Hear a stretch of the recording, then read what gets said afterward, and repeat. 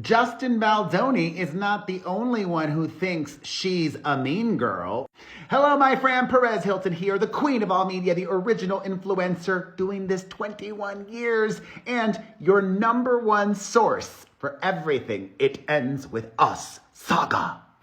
As I shared with you all previously, Woody Allen apologist Blake Lively was in Austin, Texas this past weekend for the premiere of her new movie co-starring Anna Kendrick, Another Simple Favor. Well, we have now learned that after her very short stay in Austin, the hilarious actress in her own mind went to Waco, Texas. That's about 2 hours away from Austin, or a lot quicker if you fly there. You know those TV personalities, Chip and Joanna Gaines? They burst onto the scene with their fixer-upper show on HGTV, and they've now got a frickin' empire, which includes a hotel in Waco, Texas. They live there, Chip and Joanna, and their Magnolia empire is based out of there as well. The accused extortionist was in Texas not just by herself, she was with her entire team and her kids. And it just so happened that she too was staying at Hotel 1928, and she lived to tell. I'm exaggerating, but this is Caitlin Marie Cooper, and she has taken to social media to share with us all that went down that is very unsavory and bullying of the plantation princess and her entourage. Caitlin claims that the Khaleesi wannabe checked in on Saturday, and she had checked in earlier that day. She was staying with her mom for a one-night stay, and right away, they knew something was going on since the staff was rushing around and there was a flower delivery. She was told that a VIP was heading in soon. Caitlin and her mom were in the lounge area of the hotel when the goddess of gaslighting and her entourage were checking in. And interestingly, Caitlin says that the wife of Scarlett Johansson's ex-husband was on crutches. She seemed fine at South by Southwest, and none of the photos showed her with crutches. Understandably, she was excited to see a celebrity, so she started taking some video. The Never With Teeth icon, however, saw her filming her. So, according to Caitlin, the dragonless star went to the gift shop, got a hat to be more discreet, to attract more attention to herself, right? And here's where things get real crazy.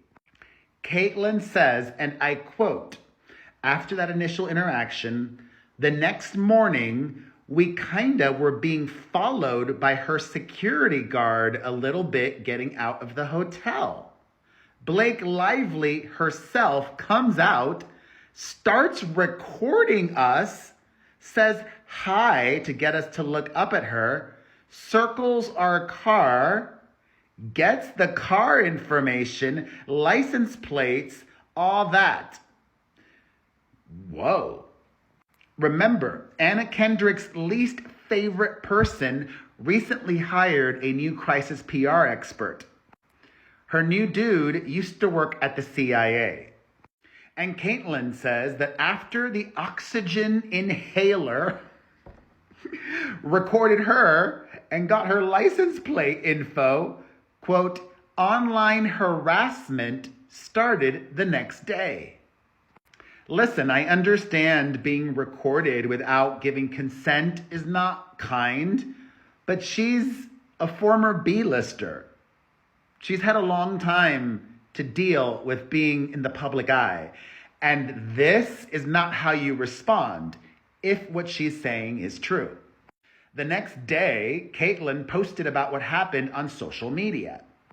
And that's when things start to get peculiar. She claims that after she shared this story of what happened to her, allegedly, on social media, that then people she did not recognize didn't know, started stalking and bullying her. This is bonkers. Caitlyn says her lawyer, social media person, her nanny were looking at my stories on IG. The first view she didn't recognize was from a woman named Karen Chris, who is the manager over at Hotel 1928.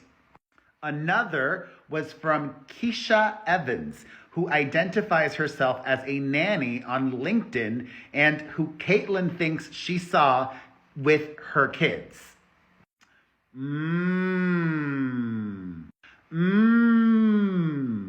One theory that Caitlyn has that might have upset her is that Ryan Reynolds and the up-and-coming film editor have previously stated publicly that they don't use nannies.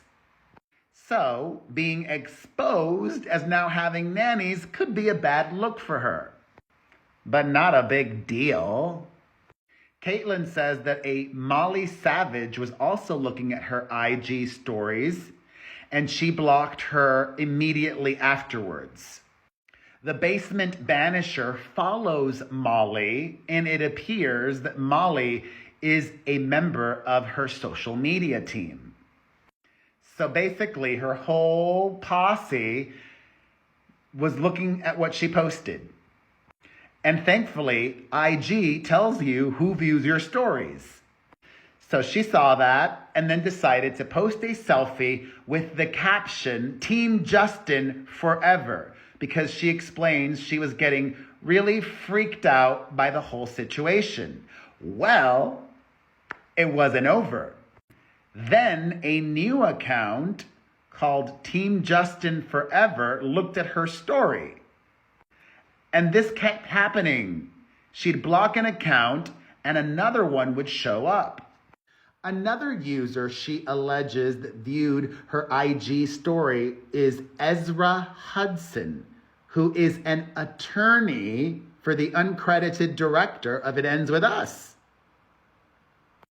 Then Caitlyn deleted her selfie, but decided to repost it with a new caption that said, reposting my selfie because IDGAF if Lady Pool and her mean girl crew lurk and make fun of me. They named one of their stalking pages after what I captioned it last time.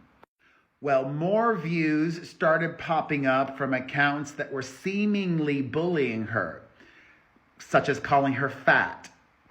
These new accounts that were looking at her content were Fat and Not Fabulous, Mommy Fat Gay Married on... Oh, and then it included her wedding date. Blocked Moi and Fat and Not Fabulous 2.0. Now listen, I'm not a conspiracy theorist. And I think some of that might be at play here.